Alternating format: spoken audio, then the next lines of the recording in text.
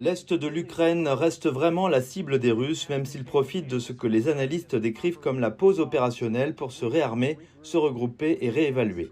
La journée à Donetsk, dans l'Est, nous avons vu des attaques qui ont tué et blessé des gens. Nous avons également vu une attaque à la roquette qui vise la deuxième ville d'Ukraine, Kharkiv, qui a fait 6 blessés. Il y a même des morts et des blessés dans la ville natale du président Zelensky également. Il se trouvait justement dans cette zone 24 heures plus tôt. Tout ceci intervient alors que les Russes tentent de reprendre ce territoire et utilisent toutes les armes qu'ils peuvent. Une chose intéressante à noter est que la Russie utilise aujourd'hui des missiles S-300 dans la ville de Mykolaïv pour essayer de cibler cette zone.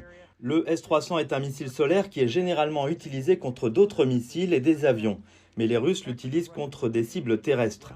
Les analystes préviennent que les Russes sont à court de munitions guidées.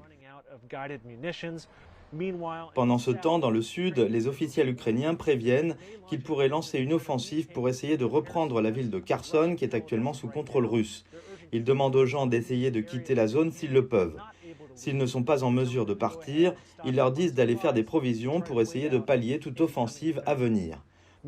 Pendant ce temps, les Ukrainiens continuent d'utiliser les soi-disant systèmes d'armes de haute technologie en provenance des États-Unis. Des systèmes de missiles à l'arrière et des camions que les Ukrainiens sont capables de tirer et d'éloigner rapidement. Ils ont aménagé environ 80 km, ce qui signifie que les Ukrainiens peuvent pénétrer profondément dans le territoire contrôlé par les Russes. Les officiers américains ont déjà déclaré que les Ukrainiens les avaient utilisés avec un certain succès pour cibler les postes de commandement russes.